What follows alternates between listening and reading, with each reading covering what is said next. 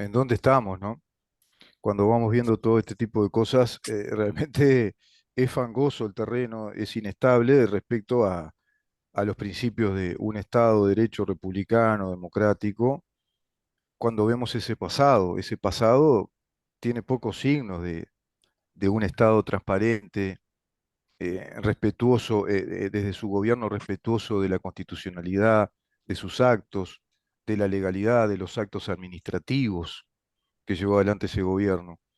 ¿Saben que salió la sentencia respecto a Cristina Fernández de Kirchner? Me está comentando un eminente jurista, muy amigo de quien les habla, 1661 páginas la sentencia sobre Cristina Fernández de Kirchner, pero habría que leerla con mucha calma, habría que ver si se configura ahí el delito de la asociación para delinquir que acusó el fiscal Diego Luciani. ¿Se acuerdan que salió bastante enojado, ¿no? Quedó bastante caliente cuando los jueces no le imputaron ese delito, cuando están todos los elementos característicos de una asociación para delinquir. Volviendo al tema, que ya está con nosotros el guardián de la República, quiero ver si puedo resumir esto respecto al interrogatorio que le hizo la fiscal Gabriela Fossati a la ex secretaria privada de José Mujica. Mina Capilli, quien, bueno, declaró como testigo, aunque contó con el asesoramiento legal del abogado y ex secretario de la presidencia de Mujica, Homero Guerrero, explicó que la carta de Alexei Silvaev llegó al entonces mandatario desde el exterior, esto dice la secretaria privada de Mujica. A todos los presidentes del país les llega una gran cantidad de notas con pedidos, dijo Mina Capilli. Yo diría, mirá vos, ¿cómo sabe Mina Capilli, no? La fiscal, ¿qué le responde? En este caso, era una carta de una persona rusa, Alexei Silvaev, haciendo una gestión para un conciudadano ruso. ¿Eso era común? Le pregunta la fiscal. ¿Era común eso? Mina Capilli, la persona rusa quería venir a Uruguay, planteó dificultades para acceder a documentos uruguayos. La madre del señor era rusa y el padre uruguayo. Nosotros, leyendo eso, la carta, ¿qué profundidad podíamos tener en conocimiento de esas personas? Por eso la carta de Alexei Silvaev la mandamos al Ministerio del Interior. Ellos debían resolver y luego informar a Presidencia. ¿Qué le dice la fiscal respecto a esta declaración? ¿Por qué no derivaron la carta directamente al Ministerio del Interior e hicieron que el ciudadano ruso concurriera a la oficina correspondiente, que es la Dirección de Identificación Civil? ¿Por qué se hacían esas notas? Pregunta la fiscal. Mina Capilli, la correspondencia que recibía el presidente era parte de nuestro trabajo. Parte de nuestro trabajo. Fíjense lo que dicen. Esperen que estoy corrigiendo acá la imagen. Otra vez el problema. Hasta que no me arreglen el software, vamos a andar con este problemita. Bueno, era parte de nuestro trabajo. Cuando el presidente José Mujica salía de recorrida, los compañeros de seguridad nos traían un montoncito de cartas. Parece que estuviéramos hablando del barrio, ¿viste?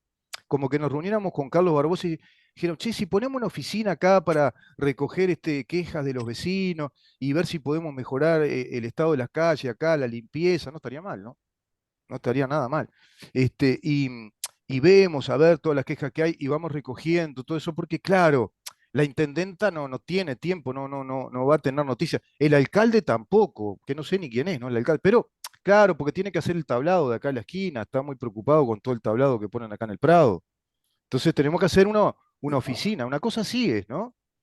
Bueno, cuando el presidente Mujica salía de recorrida, el presidente Mujica, los compañeros, los compañeros de seguridad nos traían un montoncito de cartas para que nosotros las canalicemos a ministerios y entes públicos, entre otros. Iba montando o sea, el presidente Mujica iba montando una especie de KGB uruguaya, ¿no? O una especie de, no sé, de un politburó político muy articulado a una red de espionaje que estaba solicitando documentación a través del mismo personaje, un agente ruso reconocido, con un vínculo directo con Putin llamado Alexei Silvaev. Fíjense la gravedad de todo esto. De todo esto, ni la diaria, ni caras y caretas, nada, por supuesto, ningún canal de televisión están enfatizando en este punto neurálgico de la investigación fiscal y también judicial, que es el motivo fundamental central, la causa. Astes- Astesiano aparece en el 2017 y se integra, digamos, a todo este malandraje. Pero no es Astesiano el rey y señor, y no es el jefe, ni el mentor, ni el autor intelectual de una asociación para delinquir. La fiscal, lo que me cuesta comprender, dice la fiscal Fossati, lo que me cuesta comprender es por qué no derivaban la carta y pedían una devolución al ministerio correspondiente mediante una nota. ¿No era más práctico enviar la carta del ciudadano directamente al ministerio? Pregunta con cierta ironía la fiscal. Mina Capilli, las administraciones anteriores hacían lo mismo. Mirá, ¿cuál es la de Tabaré Vázquez? Antes. Las administraciones anteriores hacían lo mismo. Una vaguedad la respuesta. Las administraciones anteriores. Fiscal, si llega a un ministerio una nota de presidencia de la República, no es cualquier cosa. ¿Se entiende? Le dice la fiscal. Si llega a un ministerio una nota de presidencia de la República, no es cualquier cosa. Esa nota está direccionando esa investigación o ese trámite, ¿no? Está direccionando, está presionando a que ese trámite se realice. Eso lo digo yo, pero lo está insinuando la fiscal, Mina Capilli. ¿Por qué vuelvo a hacer lo mismo que yo hice antes, ¿no? Porque es la pregunta, no sé, de un retardo, ¿no? ¿Por qué? Vamos, Mina Capilli. Entonces la fiscal le dice, el trabajo de la institucionalidad es otro. Le está dando, tiene que dar una clase de escuela. Claro, porque se ve que no tiene formación de ciudadanía cuando van al liceo, en todos esos años, escuela, liceo, no tiene formación de ciudadanía y no tiene formación respecto a la ética republicana, porque no se dan cuenta, ¿viste? No. Pero claro, ¿quién sabe cuánta guita cobró por ser secretaria privada de Mujica? ¿Y quién le pagó? No sabemos. Hasta eso hay que investigar. Se presenta la carta en el organismo correspondiente, le dice la fiscal, se tramita y se resuelve. ¿Por qué no evaluaron la mala interpretación que podía hacer el organismo que recibía la nota de presidencia? Este puede interpretar que se realice lo que dice la nota, obvio. ¿Qué va a hacer un ministro? Si el presidente manda que, miren que el ciudadano Silvaed me dice que hay que tramitar, a ver qué pasa con el ciudadano ruso que quiere tramitar la ciudadanía uruguaya, ¿qué van a hacer? Es una orden velada. Y quién sabe cuánto más hay por dentro en esas órdenes veladas que a su vez otros recibían esa orden velada para tramitar la ciudadanía de modo ilegal, fabricando una historia falsa, una historia personal, elaborando una historia personal digna de Isaac Asimov, ¿no? Ciencia ficción de personas, ciencia ficción de personas. Fiscal, ¿por qué lo hacían? Pregunta así, ¿no? Disparo frontal. ¿Por qué lo hacían? Ayúdeme a entenderlo, le dice la fiscal. Mina Capilli, yo trabajé en el Ministerio de Ganadería con Mujica y recibía notas del presidente Tabaré Vázquez de la misma forma. No lo veíamos como presiones o pedidos. Fiscal, ¿ustedes chequeaban la identidad de las personas que hacían planteos como el del gestor ruso? Mina Capilli, no, es imposible. Fiscal, ¿y si es imposible? ¿Y si es imposible? ¿No es riesgoso remitir una nota a un ministerio en nombre del presidente de la República para que se considere el trámite? Mina Capilli, se hacía de acuerdo con el presidente Mujica sobre cómo canalizar las notas de presidencia. Él dijo, hagan una nota y pidan al ministerio que llame a la persona que envió la carta. ¿Se dan cuenta? Si era un tema de salud, la nota de presidencia iba dirigida al Ministerio de Salud Pública, fiscal, fiscal. Pero este no es un tema de salud. Se trata de ciudadanos rusos que quieren sacar una ciudadanía uruguaya. No es comparable. Mina Capilli. ¿Y qué piden los rusos en la carta, señora fiscal? Fiscal, que tenían dificultades para obtener la documentación uruguaya.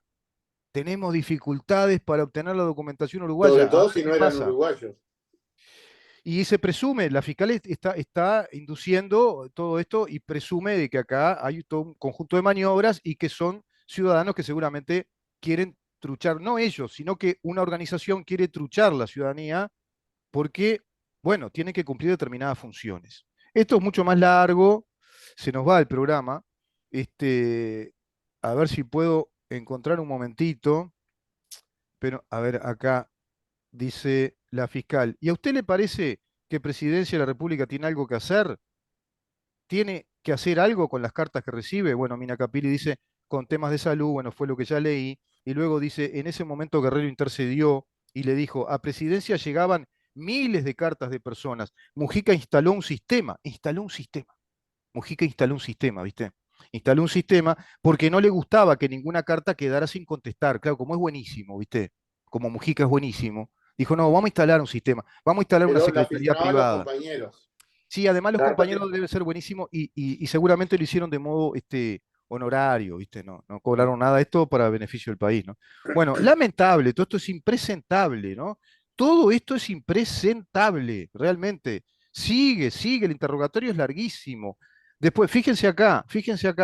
Alexei Silvaev dijo a Mujica que conoció a muchos uruguayos desde la época de la URSS, desde la época de la Unión Soviética, y también fue contactado por rusos, hijos no reconocidos de uruguayos que estarían dispuestos a viajar a Uruguay y formar sus familias en ese país. Desde antes que asumiera el gobierno militar uruguayo, muchos uruguayos viajaron a la URSS y también muchos se quedaron a vivir allí hasta la caída del régimen castrense, recordó el gestor Alexei cosa que a Silvaev. todas luces es mentira. Porque lo que hicieron es ir a los cementerios de San Javier a buscar gente que no tuviera ningún tipo de pariente actual para poder poner los apellidos en las partidas. Por ejemplo, esa es una de las maniobras que hacen, claro. Y otra maniobra es hacer toda una documentación y que después esa persona no esté. Entonces eso distrae, la táctica se llama de la distracción. Pero a su vez hay otras que tienen una falsa documentación y que están vinculadas de pronto a ciudadanos rusos radicados en el país o que ya son segunda generación, tercera en San Javier, que ya son uruguayos, pero su ascendencia es rusa. Entonces simulan ser nietos o hijos de, y como tú decís, a más gente de pronto que ya falleció, no hay manera de comprobar nada. Es un tema complicadísimo, Carlos, y yo quiero decir esto, para cerrar, para que la gente se dé cuenta de qué se trata.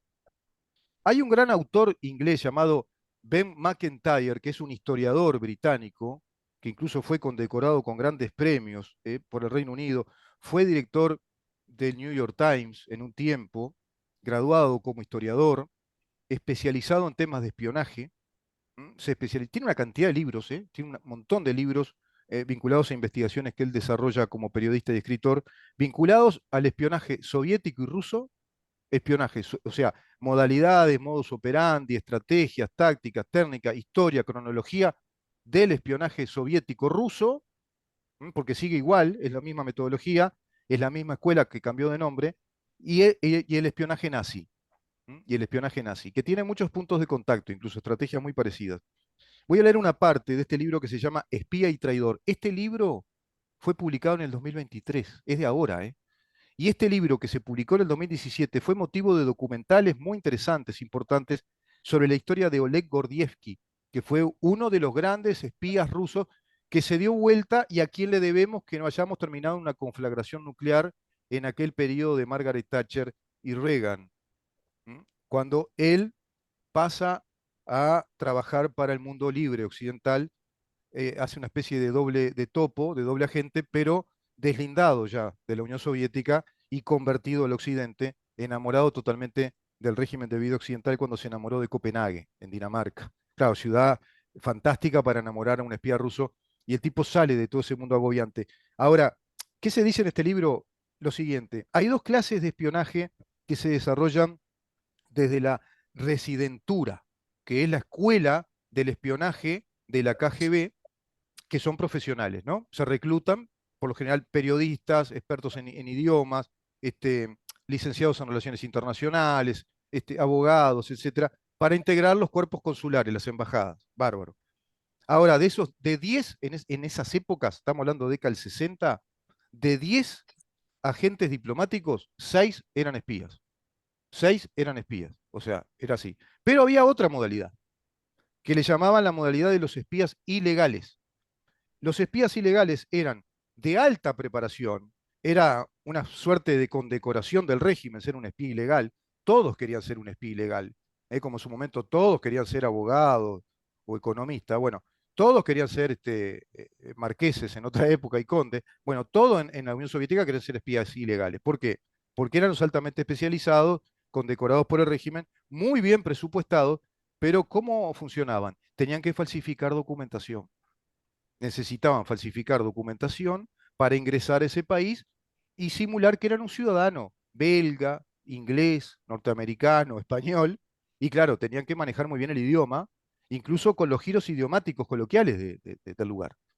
Había un famoso espía, dice acá Gordievsky, ruso, que le decían el Blood Mary, porque hablaba igual que un inglés oligarca. Tenía todo el tono de un aristócrata inglés que parecía un inglés total. O sea, eran expertos en esa simulación. ¿Pero qué precisaban? Documentación. O sea, tenían toda una documentación que les daba un historial personal que era falso. Habían nacido en tal lugar, eran hijos de tal, de fulano y fulana, tenían nacionalidad inglesa, lo que... Bueno, entonces, ¿qué sucede? Estos espías ilegales requerían de una personalidad falsa, dice el autor Ben McIntyre, con unos antecedentes convincentes, una nueva identidad con una biografía completa y documentación falsificada. Todos los ilegales debían ser mantenidos, instruidos y financiados, lo cual exigía una compleja organización de lugares de señalización, buzones ciegos, contactos furtivos. Gran Bretaña era considerada un lugar especialmente fértil para desplegar ilegales, ya que en aquel entonces no tenía un sistema de carnés de identidad ni oficina central de registros. Alemania Occidental, Estados Unidos, Australia, Canadá, Nueva Zelanda eran objetivos primordiales. Destinado a la sección alemana, Oleg Gordievsky se pasaba el día creando gente que no existía. ¿Se dan cuenta? Creaban gente que no existía. Durante 2 años habitó un mundo de dobles vidas, enviando a falsos espías al mundo exterior y conociendo a los que regresaban. El centro era acechado por fantasmas vivientes, longevos, héroes del espionaje soviético. En los pasillos del directorio, Gordievsky conoció a Conon Trofimovich Molody, alias Gordon Lansdale, uno de los mejores ilegales de la historia de la Unión Soviética. En 1943 el KGB se apropió de la identidad de un niño canadiense, se apropió de la identidad de un niño canadiense muerto llamado Gordon Arnold Lonsdale y se le otorgó a Molody, que se había criado en Norteamérica y hablaba inglés a la perfección. Molody Lonsdale se instaló en Londres en 1954 y haciéndose pasar por un jovial vendedor de gramolas y máquinas expendedoras de chicles, reclutó a la denominada Red de Espías de Portland, un grupo de informantes que recababan secretos navales. Había un dentista de la KGB que, ¿sabés qué hacía, Carlos? Practicaba determinados agujeritos en los dientes para poder identificar quiénes habían estado con él y eran los espías como si fueran contraseñas. Este sí es el espía real, este es el otro espía real. Bueno, trabajan desde esa época hasta ahora. Por eso quiero leer estos momentos de este libro, porque es fantástico cómo nos muestra con total actualidad la metodología del trabajo del espionaje ruso, que por eso necesitaban estas documentaciones. Porque para qué siempre Alexei Silvaev con la Secretaría Privada de Mujica solicitándose de cédula de identidad, documentación civil, de ciudadanía, ¿eh? Ciudadanía. No es solo pasaporte, ¿eh? Pues bueno, es bien de Yoruba quedarnos con lo más simplón. La banda de los pasaportes, no. Pasaporte es una parte. Acá eran cédulas de identidad, eran libretas de conducir, una historia personal, ¿no? Hijo de fulana, mengano, nació en tal lugar, o nació en el exterior, pero como es hijo de uruguayo, adquiere la nacionalidad uruguaya natural, etcétera, etcétera. O de pronto, tantos años de residencia en el país, como empresario comerciante, se le otorga la ciudadanía legal uruguaya, bla, bla, bla, bla. Impresionante. Todo esto está implicado, Carlos, en esta investigación fiscal de la doctora Gabriela Fossati, que está muy cansada y pidió licencia médica y parece ser que va a volver. Esperemos que así sea y que se continúe con todo esto. Ahora hay una red de cónsules, justamente, ¿no? Que están investigados. Sí, yo ayer me topé con una noticia inesperada, que este problema de los cónsules Ujú. no empezó ahora. Ya desde el 2015, el cónsul en Valencia estuvo implicado en visados a ciudadanos chinos, a ciudadanos marroquíes, o sea, en el caso de los chinos son 11 chinos y 4 marroquíes cuando estuvo en Valencia, y 76 chinos cuando estuvo en Corea. Mm. Esta persona, o sea, tiene un montón de puntas. Esta persona fue encontrado culpable en el 2015, luego en el 2017 fue absuelto. Todavía no he llegado a la absolución debido a que, si es un tema formal, pero esta persona estuvo condenado por trata de personas, o sea, estrictamente se llama, eh, eh, ya te digo porque lo tengo acá el archivo, Ujú. se dice delito de tráfico de personas especialmente agravados en reiteración real con reiterados delitos de fraude, imponiendo una medida sustitutiva al arresto nocturno de 120 días de 20 a 8, Mm. así como la realización de tareas comunitarias por el mismo plazo, 3 horas, 3 veces a la semana.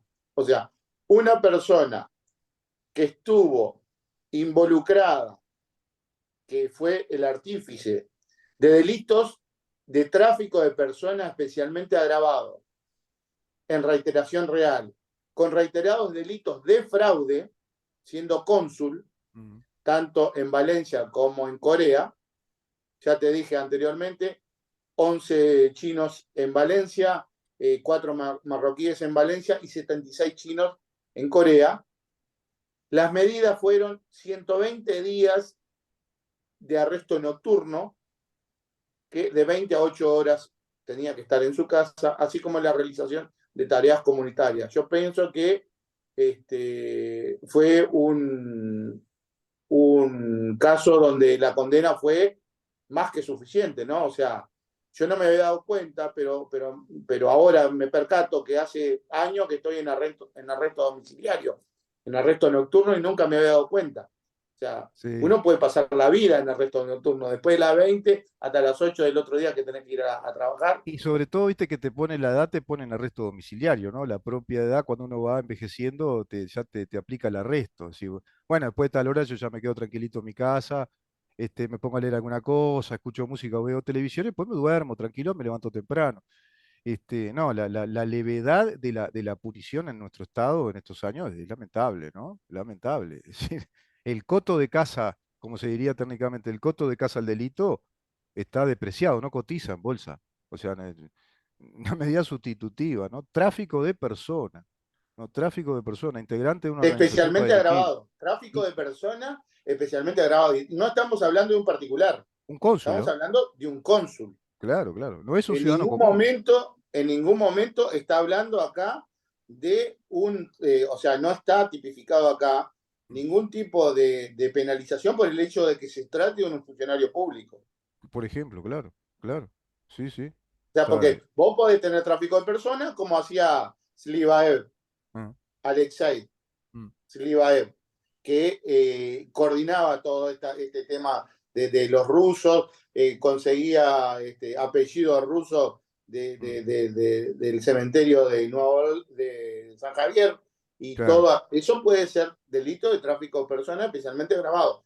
Pero en el carácter de cónsul, eso es Un un agravante. delito diferente Y también. claro, ya concurre otro delito, claro, ya hay otro delito, y porque es un Pero cónsul. solamente el observador pude ver, o sea, este dato lo saqué de una página del Poder Judicial.